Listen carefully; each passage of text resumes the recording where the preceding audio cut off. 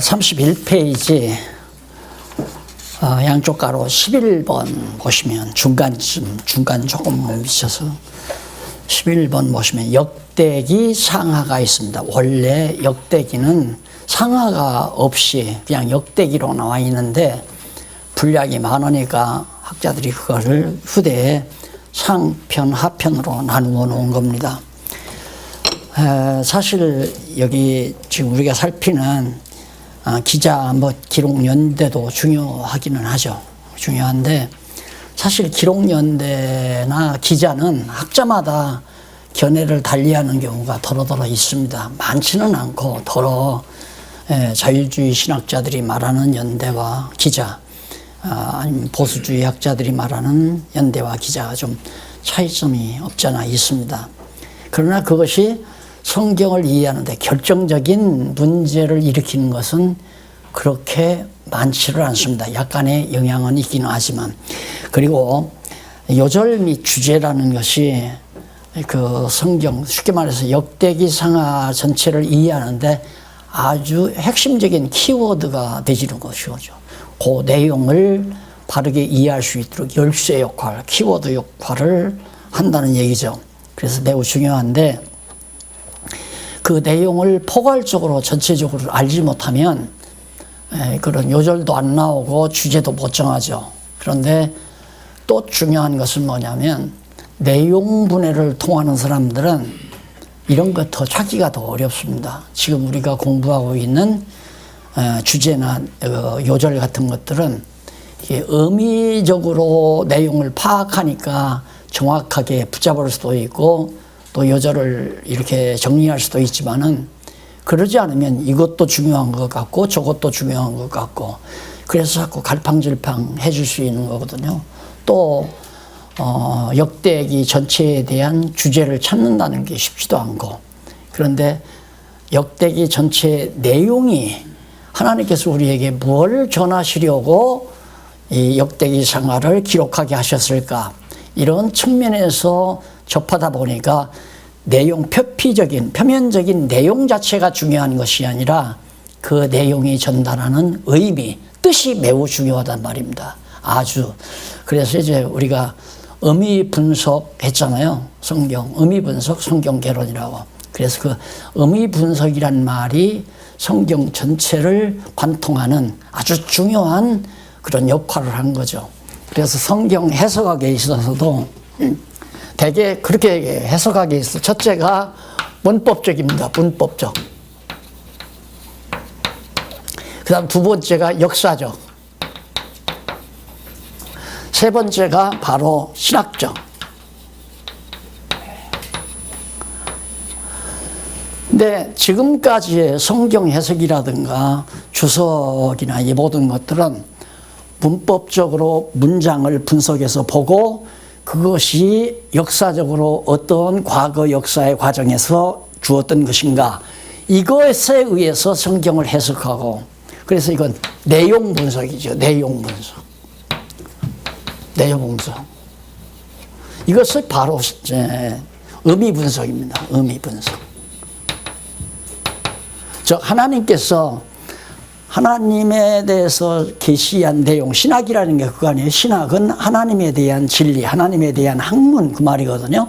그러니까 하나님에 대해서 어떻게 우리에게 전달해 주었을까? 그거의 뜻이란 말입니다. 그게 성경의 역사라든가 성경의 문법적인 내용 자체가 하나님께서 기자들로 하여금 기록하게 했는데 그 기록의 목적이 뭐냐면 신학적 해석이란 말입니다. 이렇게 신학이 바로 뜻을 그 깊은 뜻을 이해하는 거거든요.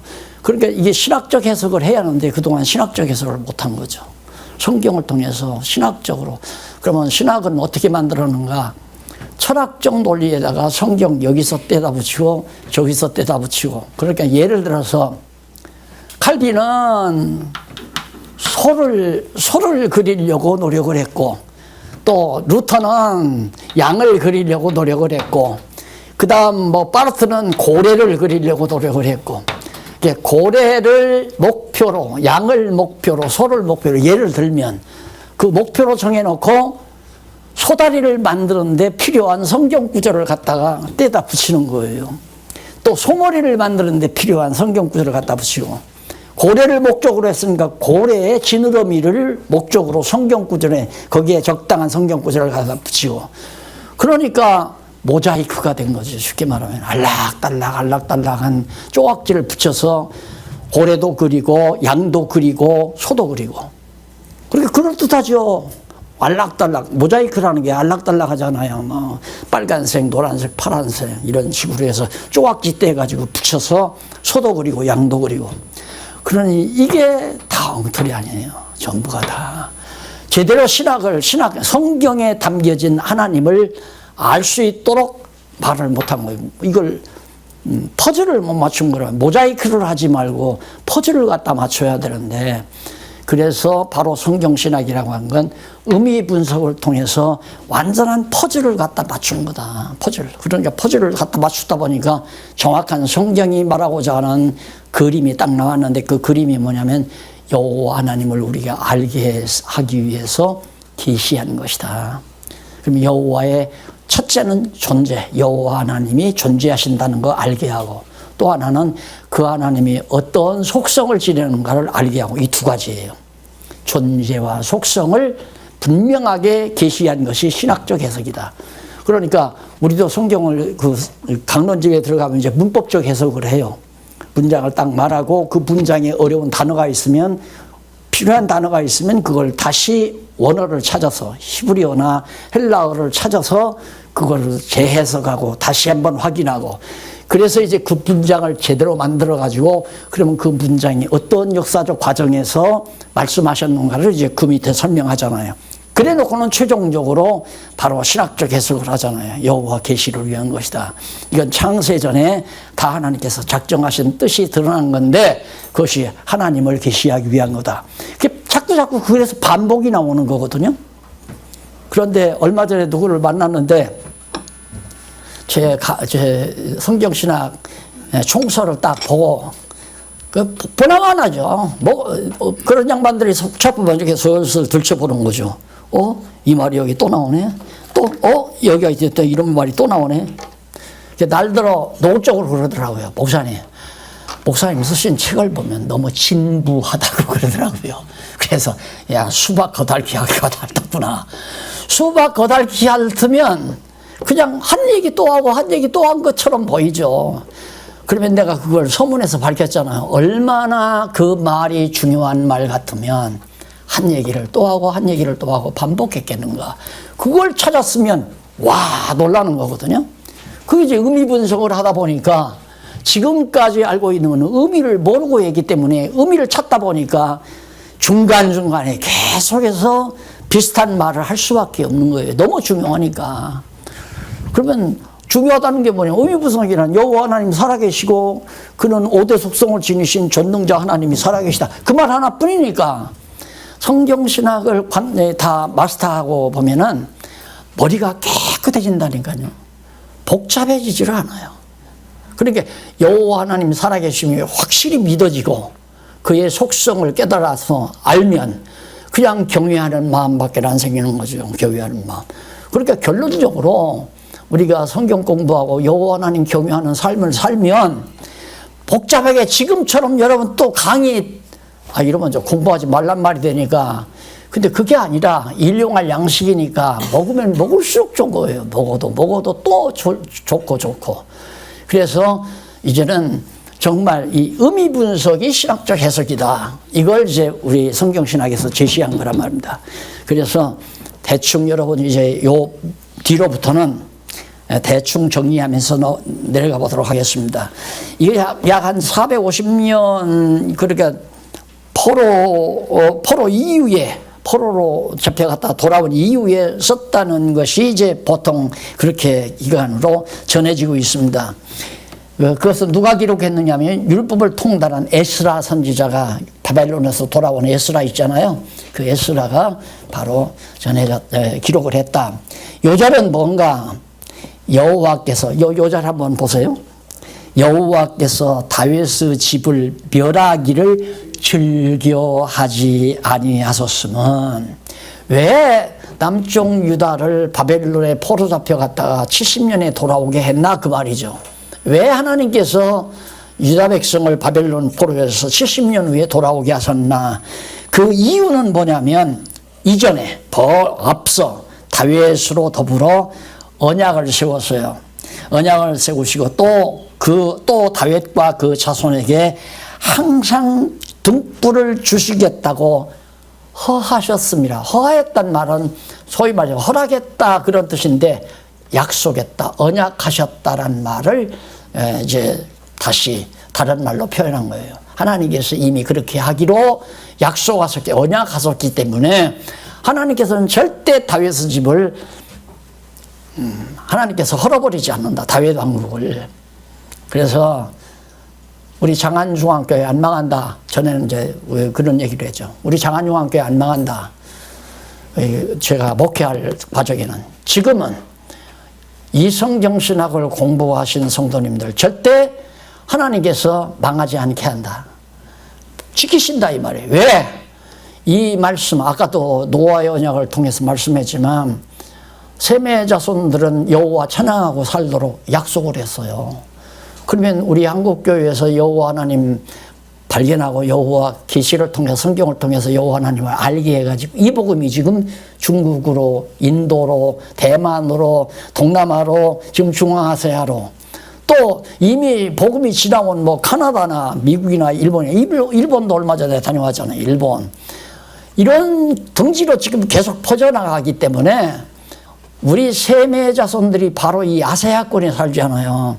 그럼 아세아권에 사는 성도들에게는 하나님께서 여호와 찬양케 하시려면 성경이 여호와 계시기 때문에 성경을 올바로 알게 하는 그 뜻이 전해져야 된다 이 말이죠. 이걸 저는 확실히 믿는 거죠. 이건 틀림없다. 그래서 나 죽은 후에라도 반드시 이 셈의 후손들이 살고 있는 아시아권에는 이 성경신학이 앞으로 계속해서 전파된다는 걸 확실히 제가 믿는 겁니다. 그 의심 전혀 안 해요. 왜?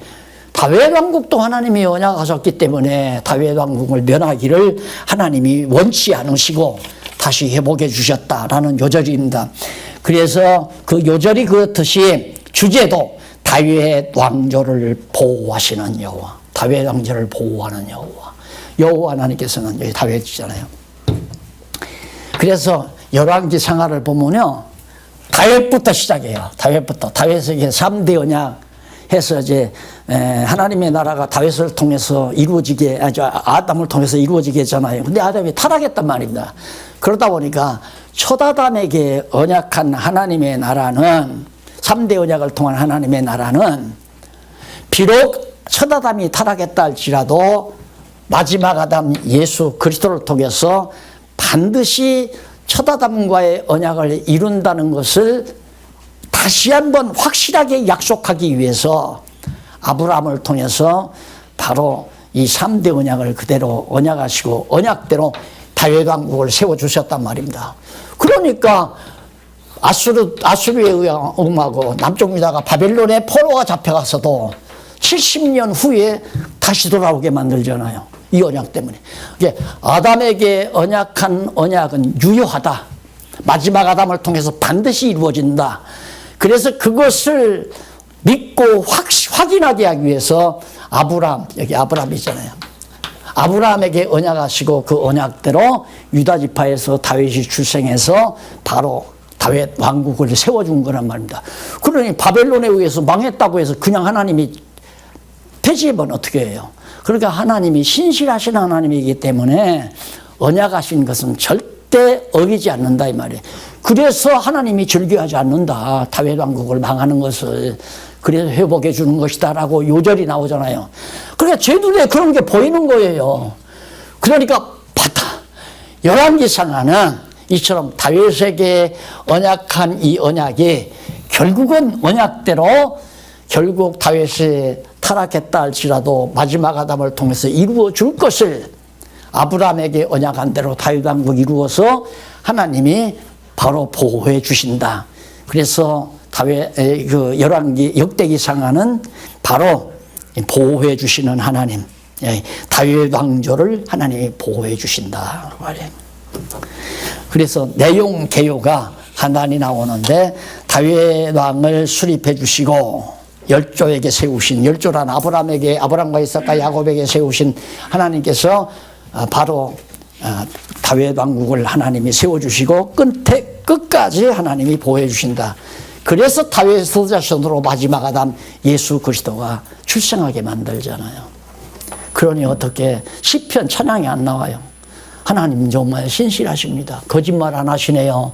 하나님은 정말 한번 언약하시면 반드시 이루어 주시네요. 감사합니다. 참 능력이 있으십니다.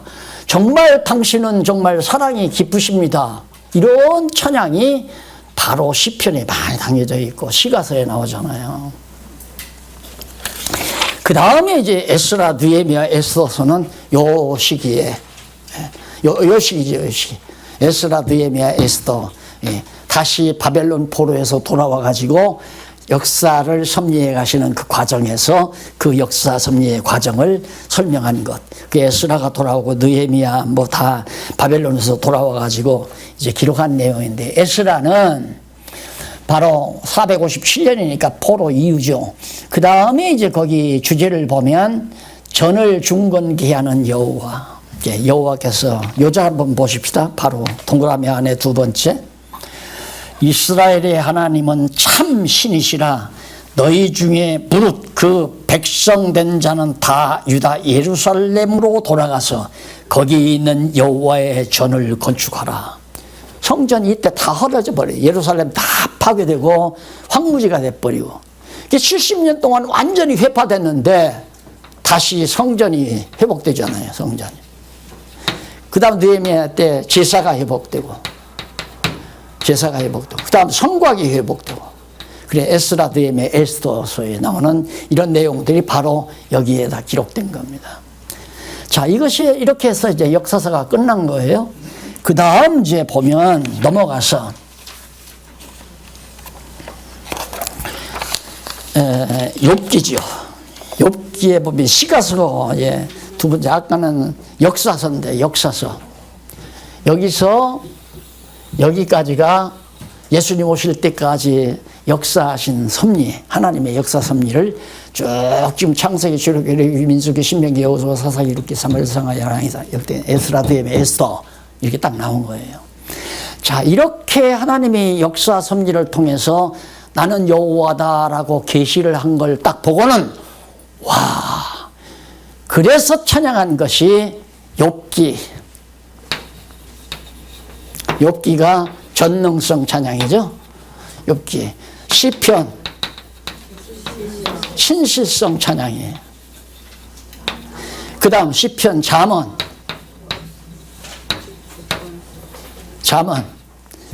하나님의 주권성 찬양.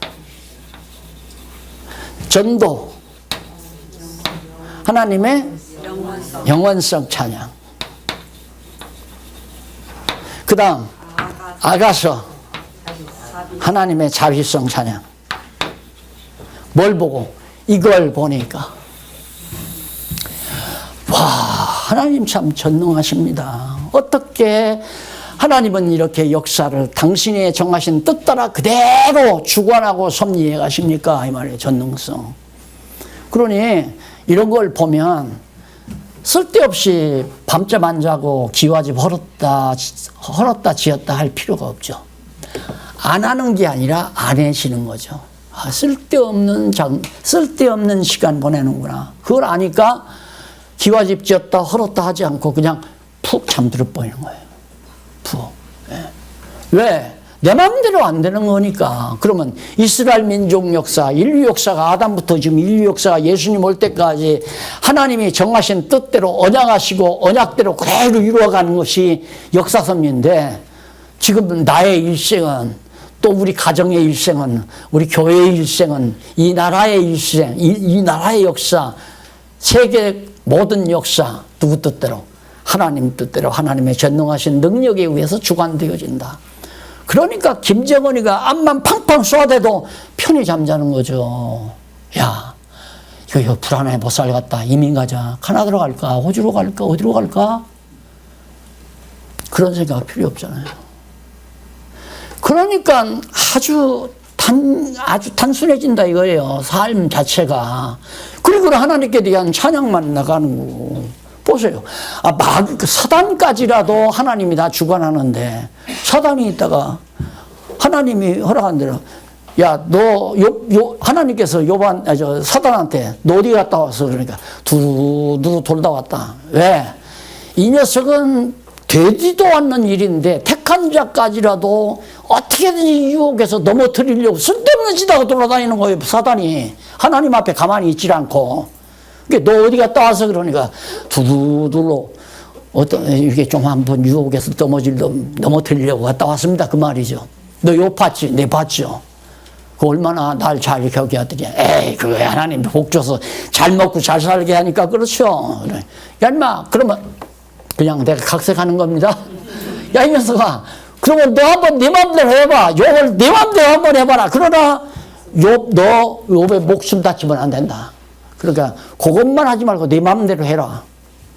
마귀가, 사단이 가서 전부 욥 다 재물도 망하게 하고 자식도 다 죽게 하고 전부 양떼도 다 갈대아 사람이 와서 도둑질해 가게 만들고, 아내 나중에는 속이 상하니 욥이 병들었잖아요. 팍팍팍 긋고 완전히 거지가 된 거죠. 그러니까 아내도 아이고 저걸 어떻게 남편으로 데리고 사나. 야, 네가 섬기는 하나님 저주하고 죽으라. 그렇게 저주하고 아내도 갚버렸잖아요.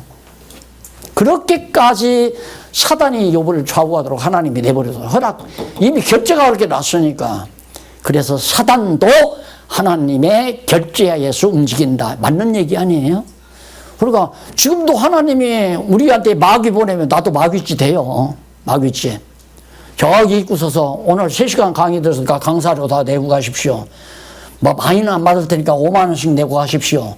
그러면 여기 55원 20% 얼마예요? 250만 원인데. 그 짓을 하죠. 나도 유혹을 받으면. 그런데 하나님이 다행스럽게 나한테 그런 마귀를 안 맡기니까 그냥 다 가셔도 돼요. 그냥 가셔도. 예. 자, 이게 이제 전능성이란 말입니다. 하나님의 전능성. 시편, 하나님은 언약하시고 언약대로 거짓없이 확실하게 이루어졌다. 이거 안에 역사 섭리를 통해 보여주잖아요. 그러니까 언약 자손들이 다윗을 비롯해서 솔로몬, 모세에다가 하나님의 성품 신실하십니다. 거짓이 없습니다. 미쁘십니다. 이 말이에요. 너무너무. 어떻게 하나님 한번 언약하시면 왜 틀림없이 그 언약대로 이루어 가십니까? 너무너무 신실합니다. 여기에서 믿음이 생기는 거거든요. 예를 들면 목사님하고 나하고 약속을 해서 내일 우리 목사님은 어느 커피숍에서 만나 차 한잔 합시다. 약속을 했어요. 그리고 나는 가까워요. 떡 나가서 들어보니 아직 안 오셨어. 30분 기다려도 안 와. 1시간 기다려. 나도 인내가 한계가 있잖아요. 에이, 완전히 참 웃기는 목사라구나. 그 다음 들어가서는 목사님 차 한잔 하십시다. 아이고, 나 바쁜데. 안 믿어지니까. 또 안 나오면 나만 병신 되잖아요. 그럼 누가 믿어요? 그러니까 내가 하나님을 믿는 게 아니라 하나님의 신실하심이 나로 하여금 믿게 만들어 주신다 이 말이에요. 그러니까 성경 모르고 어떻게 믿어요? 하나님은 거짓말 안 하시고 확실히 그대로 이루신다 말씀한 대로. 이게 성경을 통해서 확인돼야 맞다. 하나님 살아계시구나. 그 다음에는 하나님의 정하신 뜻대로 하나님이 반드시 이룬다는 걸 알기 때문에 바쁠 것도 없고 욕심 부릴 것도 없고 내가 안달 부릴 것도 없고. 오늘 어떤 목사님 한번 만나는데 하나님께서 엄청난 일을 또 이루어 가실 것 같다고 하는 그런 정보를 가지고 왔어요. 하나님이 하시면 못할 일 없는 겁니다. 하나님이 하시면 어떤 일도 다 이루어 가시는 거지. 그러니까 하나님의 신실하심을 믿는 걸 찬양하고, 여기는 이게 하나님이 역사를 주관해야 하나님의 섭리대로 이루어지지, 역사에 주권성이 없으면 어떻게 역사가 이루어져요? 언약대로 왜 이루어지느냐. 그러니까 전능성이나 신실성이나 주권성 다 맥락이 통하는 얘기예요. 이 역사 섭리 속에 다 그게 드러나요. 하나님의 이 5대 속성이. 전도성, 영원성. 하나님이 언약하신 건 그냥 이 지상 위에서만 이루어지는 게 아니라 영원한 하나님의 나라에서도 영원토록 이루어지는 거란 말입니다. 그래야 하나님의 나라 백성이 그래 되는 거 아니에요. 계시에서는 아담에게 언약한 대로 지상에서 예수님이 마지막 아담이 오셔서 1000년 동안 왕국을 세우시는 걸로 계시가 끝나지만, 그 나라가 우리는 영원한 하나님의 나라로 이어지니까 거기에서 하나님의 영원성이 드러나는 거죠. 그러니까 이 지상에서 이루어지는 것은 헛되고 또 헛되고 다 헛되고 다 헛된 거예요. 뭐 다 없어져 버리는 거니까 이 세상이니까. 아무리 뭐 어디 중국인가 어딘가에서 뭐 그래 변기를 갖다가 황금으로 만드는 그런 미련한 인간들이 어디 있어요. 네? 황금으로 완전히 만든 변기를 갖다가 전시했는데 어느 놈이 가져가 버려. 아 그거 안 가져가면 병신이지. 네? 그러니까 뭐 할 짓이 없으니까 그런 짓을 하잖아요. 그거 다 체질이 녹아지면 다 없어질 건데. 그러다 보니까 하하 이 세상에 있는 것 때문에 눈이 돌아가거나 욕심이 생기거나 막 마음이 급하거나. 왜 내가 마음이 급해요? 때가 돼야 되는 건데. 예수님도 분명히 누가복음에 나오죠. 때가 참에 마리아의 몸에 예수가 잉태됐더라. 그 때라고 하는 건 하나님께서 아담에게 언약한 대로 마지막 아담이 올 때를 하나님이 다 정해놨어요. 역사라고 하는 것은 연대가 중요하잖아요. 연대가. 그러니까 모든 연대를 하나님이 다윗이 왕 될 때도 정해놓고 아브라함 출생해서 언약할 때도 정해놓고 노아 심판 때도 다 정해놓고 이거 정해놓기는 때가 되면 다 이루어지는 거란 말입니다. 마찬가지로 우리도 마찬가지. 날 때가 있고 또 자라날 때가 있고 의문 생길 때가 있고 깨달아질 때가 있고 깨달아서 정말 마음의 기쁨과 평안이 있게 하실 때도 있고 또 마침 또 가리킬 때가 있고 누가 와서 가르쳐달라고 가르쳐줘야죠. 그런데 내가 많은 제자를 거래해서 성공해야지. 참말의 말씀 그거 아니에요. 내가 교인을 수천 명 모아놓고 목회를 해서 그래도 내 이름을 세상에 남겨야지. 웃기는 소리죠. 그거 다 웃기는 소리예요. 그래도 다 우리 그렇게 살았잖아요 과거에. 자기 제자 만들려고 자기 패거리 만들려고 그래서 가두리 쳐놓고 찾아오는 사람 한 마리 잡아놓고 한 마리 잡아놓고 이게 뛰어넘어갔다 가두리 뛰어넘어갔다. 그건 그냥 당장 건져서 쳐먹는다는 말은 좀 쌍스럽잖아요. 근데 그 표준말이거든요. 회를 쳐서 이렇게 퍼뜨는 걸 친다고 그러잖아요. 회쳐먹어버리고 말이지. 이 새끼는 고약해서 또 뛰어먹는다. 회쳐먹거나 횟집에 갖다 팔아먹거나. 내가 거듭 얘기는 가두리 치면 안 돼요. 아직도 뭔가 개인적인 가두리 치면 성경신학 아직 멀었어요. 공부하려면 멀었단 말입니다. 네 패가 내 패가 어디 있어요? 네 교단 내 교단이 어디 있고 네 교회 내 교회가 어디 있어요? 다 주님의 몸 된 교회지. 전부가 다 미국에 있거나 중국에 있거나 일본에 있거나. 그래서 영원한 하나님의 나라는 공간과 시간의 차이가 없잖아요. 이미 세상 뜨신 분이나 이 세상에 살아있는 분이나 그리스도 안에서는 성령으로 서로 교통하게 하는 하나의 하나님의 나라란 말입니다. 그래서 보이지 않는 교회와 보이는 이 세상의 교회를 하나로 통일해서 예수 그리스도가 바로 만왕의 왕으로 다스려가는 게 지금 현재 교회 안이에요. 근데 목사가 당회장으로 또 앉아서 너 집사해라. 너는 장로하고 너는 내 마음에 안 드니까 권사하면 안 돼. 너 명절 때 선물 하나도 나한테 안 보내잖아. 너는 안 돼. 어디 가서 자꾸 사모 흉이나 보고 너는 권사하면 안 돼. 이게 교회 아니냐 말입니다. 솔직한 얘기로.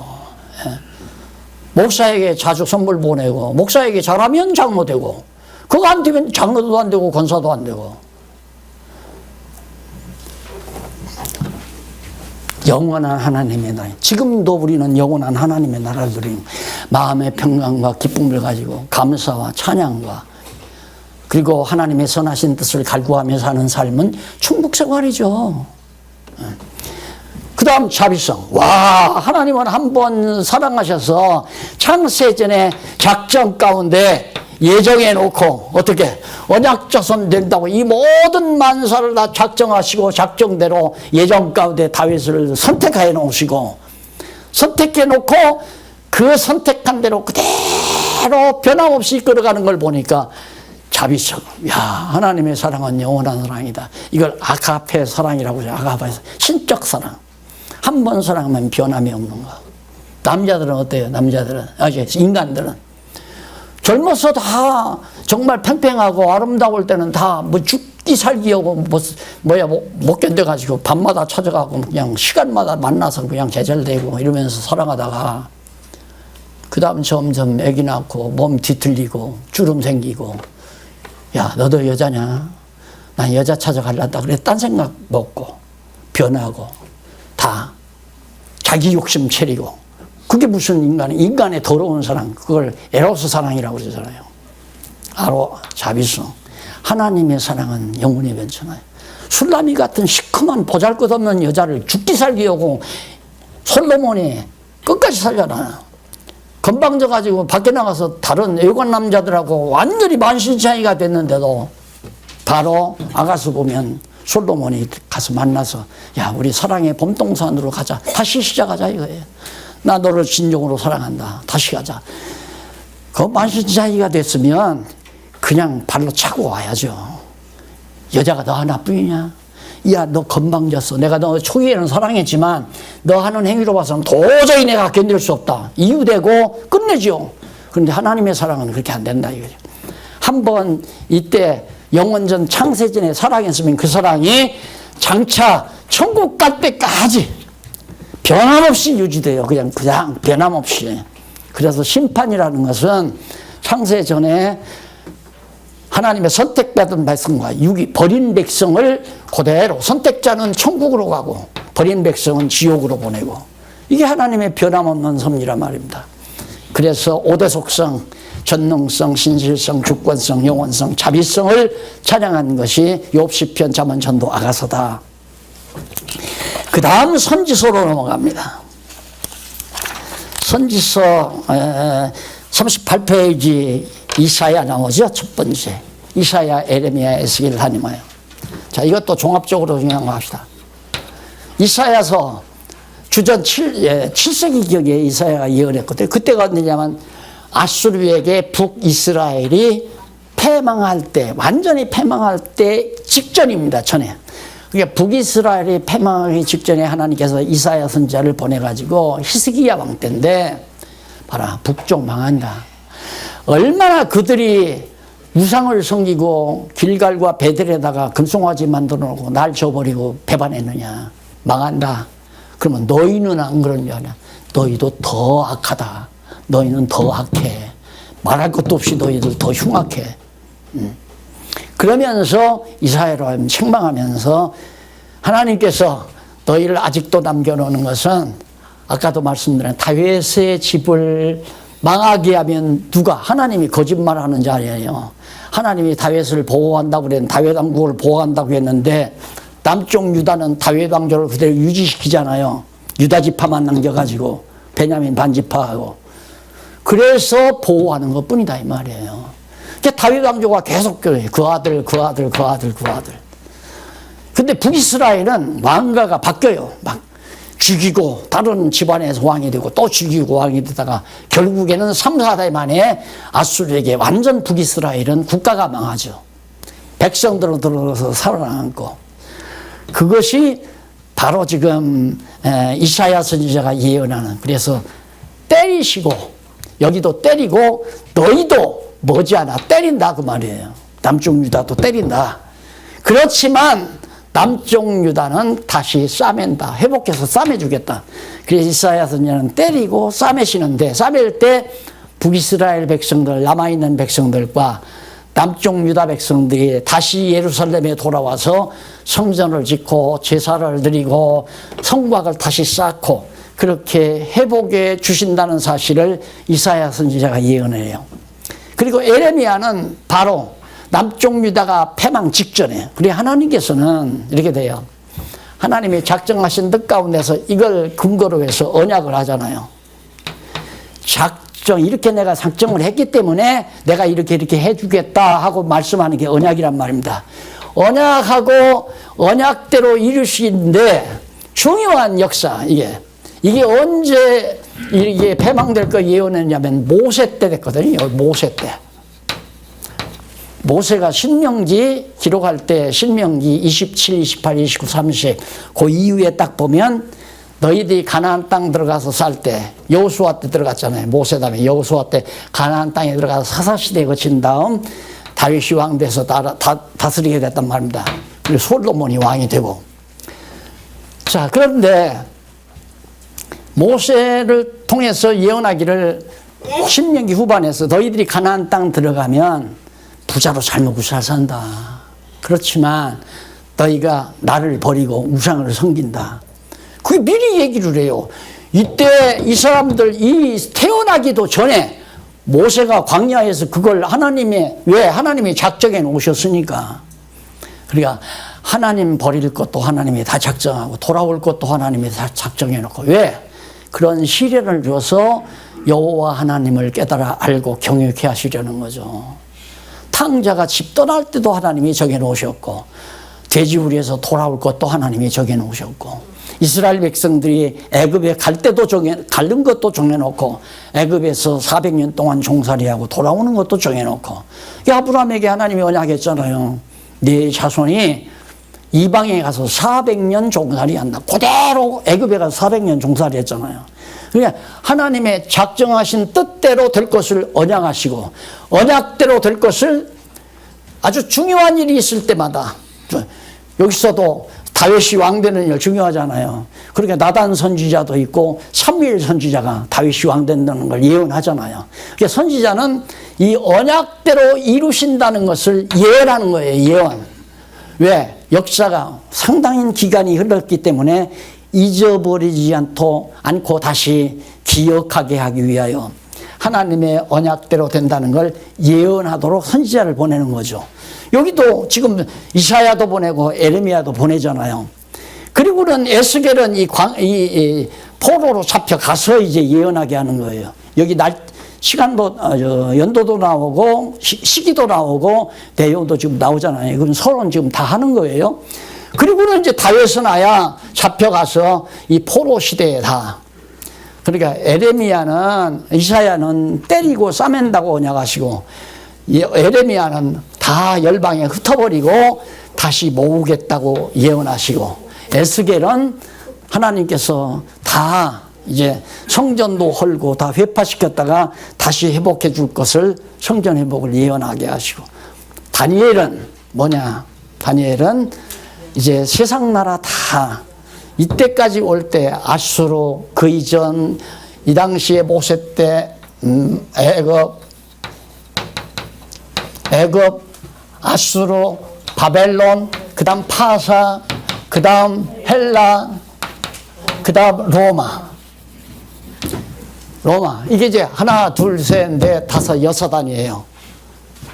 맞죠? 네. 하나, 둘, 셋, 넷, 다섯, 여섯, 로마까지. 그래서 이게 이제 로마가 여섯 나라 아닙니까? 이 나라들이 다 망한다 이거예요. 물론 이미 이건 망했죠. 자, 이것도 망하고. 근데 바벨론은 지금 현재 포로 생활할 때 다니엘이 지금 기록한 거니까 다니엘 당시는 안 망했죠. 그러니까 바벨론도 망하고 파사도 망하고 헬라도 망하고 로마도 망한다. 그런데 성민의 나라, 하나님의 나라는 하나님이 세운다. 이게 이제 다니엘서의 내용이에요. 그리고 에스라 느헤미야에서는 아까도 말한 대로 이제 회복된 거니까 그 당시에 이제 작은 선지자들이 예언한 내용들이 쭉 설명이 됩니다. 그래서 다니엘 다음에는 호세아가 나오고, 호세아부터 몇몇은 이사야 선지자가 예언할 때 같이 예언했고, 그 위에 몇몇은 에레미야가 예언할 때 같이 했고, 에스겔이 할 때 같이 했고, 다니엘이 할 때 같이 했고, 회복시대에 예언한 선지자들이 있고, 그게 바로 12명의 소선지자들의 예언 시기와 내용들이죠. 자, 이렇게 해서 이제 시편과 선지서가 다 마무리했잖아요. 마무리됐는데, 자, 그러면 이걸 통해서 전도가 역사 섭리, 이게 더 전체적으로 역사 섭리네. 하나님의 이런 섭리를 통해서 여호와 살아계심과 그 다음 여호와 살아계심, 여호와를 계시한 거예요. 여호와 계시, 역사 섭리를 통해서 이걸 계시하고 나니까 찬양을 통해서 여호와의 속성을 계시한 거죠. 이렇게 속성을. 그리고 이제 선지서들은 바로 이 역사 섭리에 필요한 정보들을 미리 지나간 역사를 해석해주고 현재 현실적으로 닥친 아수르에게 망하는 상황, 바벨론에게 망하는 상황, 이런 상황들을 직시해서 말해주고 그리고 장차 어떻게 될 것을 말해줍니다. 그러니까 모세 때도, 모세도 선지자 아니에요? 선지자가 과거 아브라함 때부터 이렇게 되진 일을 말씀하고 그리고서 지금 현재 모압 평지에 있었던 얘기를 말하고 그리고 장차 가나안 땅 들어가서 어떻게 될 것을 예언하고 그게 모세가 한 일이죠. 선지자들이. 그러니까 선지자는 이런 하나님의 역사 섭리를 통해서 5대 속성을 드러내기 위하여 섭리하신 이것을 선지자들이 해석하는 거예요. 그래서 이 선지서를 잘 깨닫게 되면 역사라는 게 뭔가를 알죠. 역사란 무엇인가. 그래서 성경적 기독교에 보면 성경관, 신관, 인간관, 역사관 나오잖아요. 내가 언제 역사를 전공해서 역사관을 말합니까? 성경에 다 있다니까요. 그러니까 내가 정말 하나님께서 더 총명을 주고 지혜를 주면 모든 학문, 역사학이라든가 문학이라든가 무슨 정치학이라든가 윤리학이라든가 물리학이라든가 생물학이라든가 이런 학문적인 책들을 수백 권 쓰고서 갈 수도 있죠. 근데 내가 그걸 전공을 안 했기 때문에 용어를 잘 모른다 이 말이에요. 그러니까 앞으로 장차 젊은이들이 이 성경신학을 접하게 되면 대학에 가서 생물학 한 사람은 생물학에 대한 물리가 터져버려요. 지금 현재 그런 일이 있잖아요. 어떤 권사님 딸이 지금 독일에 가서 공부를 하는데 전자학인지 물리학인지 물리학 계통의 학문을 하는데 아침마다 하루 일과를 시작하기 전에 성경신학 한 시간 공부하고 하는데 박사학위 얻어가지고 독일에서 지금 상당히 이제 활약이 크게 활약이 될 가능성을 지금 전해오고 있잖아요. 그 한 증표란 말입니다. 성경신학 깨달으면 서론과 결론을 알아버리니까 일반 학문에서 본론만 정리해서 집어넣으면 완벽한 학문으로 되신단 말입니다. 그래서 어떤 목사님이 그랬죠. 이 성경신학 이 원리 안에는 박사학위 논문감이 수백 개가 있다고, 수백 개. 성경신학적 역사관. 이거 박사학위 되고도 남죠. 글자 하나 공부해서 박사가 되는데 역사학을 제대로 성경적으로 정리하면 왜 박사가 안 나와요? 역사란 무엇인가? 해결이 없잖아요. 서울대 심리학 교수가 책을 하나 요걸 냈었는데 행복이란 무엇인가? 들어보니까 결론도 없어. 행복은 그냥 무슨 감정으로 느끼는 것이 아니라 그냥 생존한다고 하는 이 자체가 행복이다. 그런 식으로 얘기를. 생존이 뭐가 행복이에요? 힘들어 죽겠네. 살려니까 힘들어 죽겠네. 그러는데 무슨 그게 행복이냐 말입니다. 말도 아닌 소리 짓거려가지고 책 써가지고 학자라는 사람이. 근데 우리는 행복론, 기독교 행복론 너무 정확하잖아요. 깔끔하게. 서론, 본론, 결론 딱 나오잖아요. 이 충분히. 그래서 성경신학연구소에서 종합학문 우리 목표로 하고 하자. 우리가 다 하자는 얘기가 아니야. 이게 목표다, 종합학문. 이게 세상 모든 학문을 다 성경신학으로 용해시켜버리는 이 작업이 매우 중요하다. 그래야 사람이 변화가 오잖아요. 이런 변화가. 그래서 결국 하나님께서 이제 계시록까지 이렇게 작정하시고 작정한 것을 이루겠다고 언약하시고 언약대로 될 것을 선지자들로 일이 이루어지기 직전에 선지자를 보내서 말하게 하고 그렇게 해서 성취해서 여호와 하나님 계시고 5대 속성을 지니신 여호와 하나님 살아계시다는 것을 계시해 주는 거라. 자, 그러면 이제 신약 남았죠.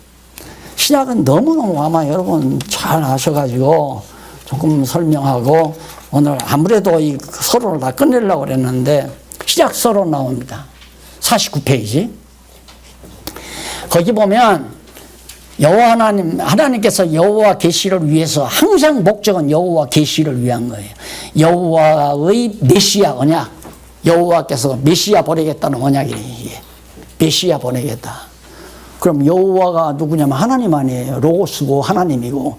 그러니까 하나님께서 메시아를 보내겠다. 그래 놓고는 당신이 메시아로 인간의 몸을 입고 이 땅에 오신 거예요. 그런데 그걸 뭐 삼위일체라고 서구학자들이 만들어 놓고 그거 잘못 건드리면 이단이라고 다 출교시켜 버리고. 여호와 하나님이 인간 몸을 입고 오셨다니까, 계시의 절정을 위해서. 그냥 하늘에 안 보이는 곳에서 하나님이 역사하시니까 하나님을 여호와로 인정 안 하잖아요. 그러니까 하나님이 바로 작정하셔서 여호와 하나님께서 인간의 몸을 입고 이 세상에 메시아로 오셨단 말입니다. 그분이 예수 그리스도 아니에요. 그걸 증거하는 것이 신약 성경이란 말입니다. 그러니까 신약 성경도 역시 여호와 하나님을 계시하기 위한 목적이죠. 자, 그래서 거기 주 한번 보십시다. 신약 번역서에 쓰인 주는 170여 곳이 넘는데 여호와로 번역되어야 합니다. 그 위에 주로 번역한 헬라어 퀴리오스도 재고의 여지가 있는 것으로 그렇게 생각이 된다. 한 200여 곳 가까이 되는데 그 나머지도 주라고 번역한 것은 여호와의 성격을 다분히 가지고 있기 때문에 재고의 여지가 있는 용어들이다. 그래서 이렇게 여호와 계시라는 여호와가 중요한데 신약 성경에 한마디도 없다는 것은 서구학자들의 눈을 가리고 놓은 거죠. 서구학자들의 눈을. 성경이 여호와를 계시한 거라고 하는 걸 딱 감춰오는. 왜? 세배 후손들에게 선물로 주시려고.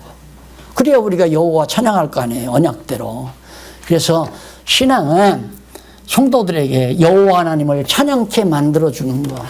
뭔 찬양? 전능하심과 신실하심과 주권성, 영원성, 자비성을 찬양하게 만들어주는 것이 바로 성경을 가르치는 주된 목적이 될 수가 있죠.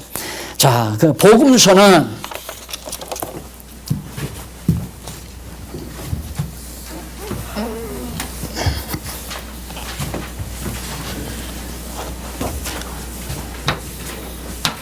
마태복음에서 요한복음까지가 복음서 아니에요. 그 다음 사도행전에서부터 계시록까지, 계시록. 이렇게 해서 이제 마지막 종말이 나오는 거죠. 영원한 세계로. 이건 마태복음에서 요한복음까지는 하나님께서 예수님 자신, 육신으로 오신, 육신을 입고 오신 예수님, 여호와죠. 여호와께서 당신의 직임, 메시아의 직임이죠. 마가복음은 예수의 신분, 메시아의 신분, 그 다음 육신을 입고 오신 메시아의 신분, 그 다음은 사역. 육신을 입고 오신 여호와께서 어떤 일을 하셨는가. 그 다음 요한복음은 예수님의 본성, 메시아의 본성, 여호와의 본성이죠. 마태복음은 직임을 통해서, 직임이 뭡니까? 메시아의 직임은 바로 선지자, 왕, 그 다음 제사장 안에 이 세 가지 직임을 가져야 바로 그리스도거든요. 메시아. 그러니까 이 세 가지 직분을 가졌다고 마태를 통해서 기록하게 한 것이 마태복음이에요. 마태복음을 딱 읽고 나면 진짜 예수님은 여호와께서 육신을 입고 오신 메시아가 맞구나. 그래서 예수를 그리스도로 그래서 믿게 되는 거란 말입니다. 맞으니까. 너무 딱 들어맞으니까. 그 다음 신분도, 예수님의 신분은 하늘로서 높은 보좌에 계신 예수님께서 인간의 몸을 입고 낮고 천한 이 땅에 오셨다 이 말이에요. 오셨다가 다시 높고 높으신 영광의 보좌로 가신다. 낮아지심과 높아지심. 신학에 가면 그리스도론, 기독론을 공부할 때 낮아지심과 높아지신 신분을 공부합니다. 이 마가복음이 그거에 대한 진리를 잘 설명해 주는 거예요. 그러니까 야 진짜 맞네. 전능하시고 신실하시고 주권자이시며 영원하시고 자비하신 여호와께서, 예수께서 그 말이죠. 여호와께서 인간의 몸을 입고 이 땅에 오셔가지고 당신의 신분을 드러내기 위하여 높은 영광의 자리를 버리시고 낮고 천한 음부에까지 낮아지셨다가 부활해서 다시 높고 높으신 영광의 자리로 가셨다. 낮아졌다가 높아지심으로 예수가 그리스도라는 사실을 증명하잖아요. 그것은 하나님이 여호와라는 것을 깨달아 알게 하기 위해서, 왜 언약대로 예수님이 언약대로 여호와께서 메시아를 보냈나 안 보냈나 그거에 대한 대답이에요. 신약 성경은. 근데 맞다 이 말이야. 정말 보냈구나. 메시아를 보냈구나. 메시아로 오셨구나. 그리고는 그 예수가 그리스도로 오셔서 그가 어떤 일을 하셨나 역사적으로 쭉 설명을 합니다. 역사적 수순대로. 그래서 예수가 그리스도라는 걸 증명하고, 본성은 본래 영광스러운 하나님의 신분 아니에요? 하나님의 본성, 신성을 지니고 있는 분이에요. 근데 계시를 위해서 인간 육체를 입으셨죠. 육신을 입고 이 땅에 오셔서 낮고 천한 음부에까지 낮아서 죽어서 음부에까지 낮아졌다가 다시 부활해서 영광의 몸으로 하늘 보좌로 가셨잖아요. 그러니까 본성은 하나님이죠. 신성, 여호와라 말입니다. 다만 육신은 계시를 위해서 취하신 하나의 도구죠. 이 땅에 오셔서 예수가 그리스도라는 것을 알게 하기 위해서 이 땅에 오시기 위하여 본성, 육신을 본성이 아닌 본성에다가 인간의 육성을 입으신 거란 말입니다. 그 사무엘이 하나도 어려운 게 아니란 말입니다. 그런데 돌머리 같은 서구학자들의 머릿속에서 이걸 정리를 못하는 거죠. 성경을 모르니까. 그래가지고 의자는 5인데 의자가 셋이라 이거죠. 근데 의자가 셋인데 세 의자에 따로따로 앉아있지만 능력도 같고 무엇도 같고 그래서 세 의자에 앉으신 분이 하나로 똑같다. 이게 수학적으로는 이게 안 통하는 얘기란 말입니다. 사부일체란 말이 수학적인 용어인데 영원하신 하나님이 셋이 어디 있어요? 한 분이시지. 영원한 분이지요. 그러니까 그렇게 답답한 용어를 만들어 놓고 그거 제대로 해석 못하면 다 이단됐잖아요. 정말 한심한 거예요. 그리고 사도행전에서부터, 사도행전 엄밀히 말하면 1장 11절까지죠. 하나 예수님 본성 요한복음에서 올라가신 게 나오니까. 1장 11절에서부터, 이제 11절이죠. 11절에서부터 요한계시록 마지막 절까지는 누가? 예수님이 가셔서 성령을 보내가지고 성령이 여호와가 살아계시다는 증거를 확신하기 위해서 예수가 그리스도임을 증거하는 방법으로 성령이 와서 그리스도의 몸된 교회를 창립이죠, 창립. 교회를 세워요. 예루살렘 교회를. 그리고 그 예루살렘 교회를 통해서 복음을 전파하고 이제 성경도 기록하고 그러죠. 그 다음 로마서에서부터 로마서, 고린도전후, 갈라디아, 여기에서는 양육, 주님의 그리스도의 몸된 교회를 키워요, 점점. 그래서 성전이 세워져 가게, 지금도 계속 진행형이죠. 세워져 가죠. 일본에 세우는 교회와 중국에 서는 교회, 인도나 이런 데 세우는 교회가 바로 하나로 연결되는 그런 진정한 역사를 성령께서 오셔서 양육해 간다 이 말이에요. 그러니까 처음에 태어나서는 엎드리지도 못하잖아요. 한두 달 지나면 이제 엎어지잖아요. 그 다음에는 4발로 기지잖아요. 그 다음 2발로 걸어다니잖아요. 뛰잖아요. 그렇게 교회를 점점 키워가듯이 주님의 몸된 교회를 성령께서 키워가는 거예요. 인간이 교회 세워서 인간이 교회를 부흥시키고 이거 다 망나니 같은 생각들이란 말입니다. 하나님께서 성령을 통해서 다 해가는 거죠. 누구를 통하여? 이미 창세전에 작정된 택함 받은 성도들을 이 시대에 보내서, 그러니까 여러분과 내가 만난 것이 우연히 만난 게 아니에요. 하나님께서 이미 영원전 이렇게 만나서 하나님의 교회를 세워라라고 예정해 놓은 대로 지금 돼가는 거란 말입니다. 그러니까 그걸 믿으니까 아이고 윤 권사님 나오고 싶으면 나오고 나오고 싫으면 말어, 이 얘기를 할 수 있는 거죠. 그걸 믿으니까. 안 그래요? 예. 윤 권사님 코앞에 앉아 자꾸 보여요. 그래서 윤 권사님 얘기를 하는 거야. 뭐 남보다 더 잘나서가 아니라. 그래서 이제 양육도 성령께서 시키고, 양육 키워서 뭐하냐? 하나님께서 양육해가지고 군대 보내려고 군대 보내서 무장시키잖아요. 무장. 그것이 갈라디아, 그 다음 에베소, 빌립보, 골로새, 데살로니가 전후, 살까지. 데살로니가 전후, 디모데전에서부터 그 다음 빌레몬까지. 지금 현재 교회에서 가게 하고 있죠. 이것까지가 무장. 무장이 아니죠. 여기가 무장이죠. 여기는 양육? 무장인데? 투쟁. 빌레몬스까지 무장. 빌레몬스까지 무장. 빌레몬스까지 무장이에요. 디모데전은 빌레몬서까지가 무장이죠. 여기가 무장이에요. 여기는 에베소서부터 양육. 여기까지가 다? 여기까지. 그 다음 계시록은 승리죠. 아니야. 여기가 무장이고, 그 다음 이제 투쟁. 히브리서부터 요한 1, 2, 3 유다까지. 유대주의, 율법주의죠. 유대주의와 그 다음 세속주의와 그 다음 적그리스도. 이게 우리 교회가 싸워야 될 대상이란 말입니다.